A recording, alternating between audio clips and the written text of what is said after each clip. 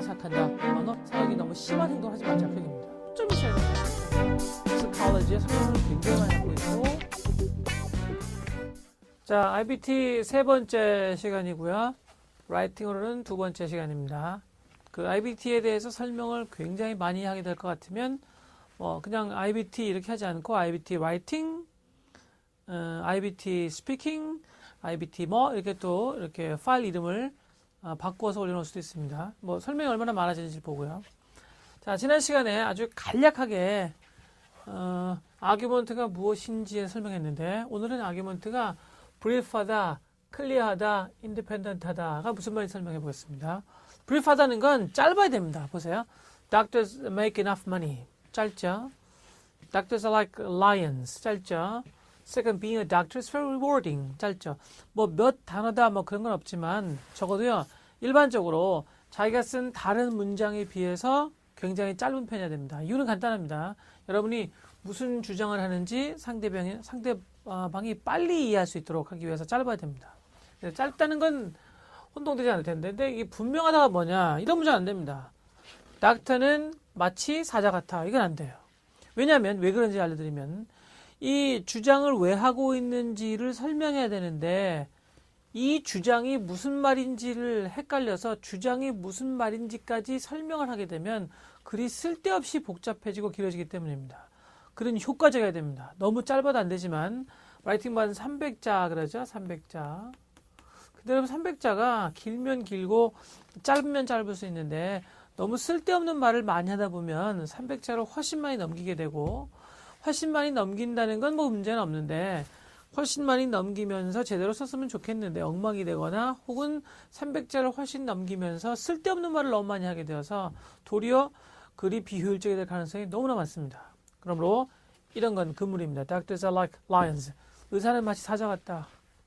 What the hell is it? 그런 얘기죠. 무슨 얘기입니까 도대체 이게. 굉장히 클리어해야 됩니다.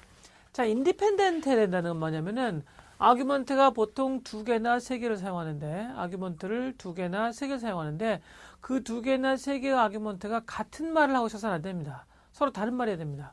만약에 서로 비슷하잖아요. 그러면 할 말이 없으니까 뭐라고 주장해놓고 자기가 한 주장을 다시 이용하고 있다는 것밖에는 그렇게밖에는 보이지 않습니다. 자, 그러면 예를 들어볼까요? 어떤 사람이 이 말 하고 싶었어요. 보람 있는. 사전을 찾아봤더니 이렇게 나와 있어요. rewarding. 그래서 닥터는 돈도 많이 벌고요. 그리고 닥터는 굉장히 보람이 있습니다. 이렇게 말하려고 했던 건 참 좋은데 문제가 뭐냐면 우리말의 보람 있는 과는 달리 영어의 rewarding은요.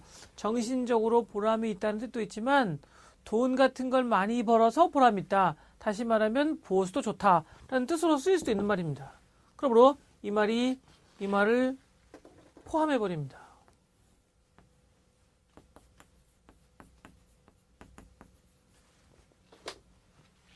그러므로 이런 아규먼트는 매우 좋지 않습니다. 그러니까 물론 이 다음에 내가 하는 말은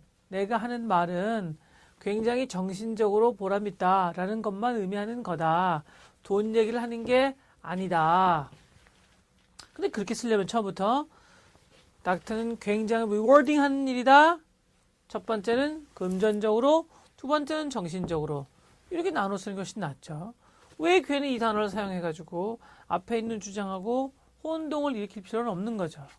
자, 그래서 다시 한번 강조해보면 아규먼트는요. brief, 짧아야 되고 아규먼트는 무슨 말인지 이렇게 은유를 사용하거나 상징을 사용하거나 그래서 안 되고 아주 분명해야 되고 그리고 아규먼트는 자기 아규먼트끼리끼리 굉장히 independent, 독립적이어야 됩니다. 서로 다른 말을 하고 있어야 됩니다. 다른 방향으로 써야 되는 거죠.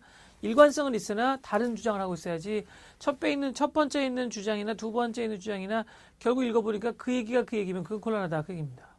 그렇죠? 자, 서포트라는 건 뭐냐면 아규먼트를 하게 된 이유를 설명하는 것이므로 이게 가장 좋으나 근데 그 이유가 설명할 필요 없이 너무나 분명하게 보이는 것은 닥터는 돈을 많이 법니다. 왜? 이런 말은 좀 안 어울린다 그 얘기입니다. 그럼 한번 왜라는 말이 참 잘 어울리는 주장을 한번 보면 간단한 주장을 하나 생각해내면 되겠죠. 너는 우리나라에서 공부할래? 외국으로 갈래? 그 이유가 뭐냐? 이렇게요. 그럼 나는 우리나라에서 공부하겠다라고 정했다고 생각해 보세요. 그렇죠? 우리나라에서 공부하는 게 나는 더 좋다. 왜냐하면 나는 이걸 놓고 싶지 않기 때문에.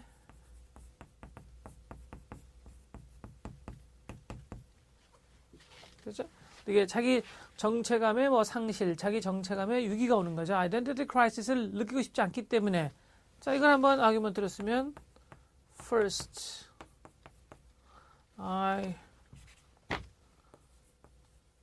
don't want to suffer from 이건 안 써도 되고요. identity crisis. 나는 우리나라에서 그냥 공부하고 싶다. 왜냐하면 identity crisis를 느끼고 싶지 않기 때문에. 이때는 왜? 이런 말 할 수 있습니다. 또는 왜 identity crisis를 느끼고 싶지 않은데? 왜요?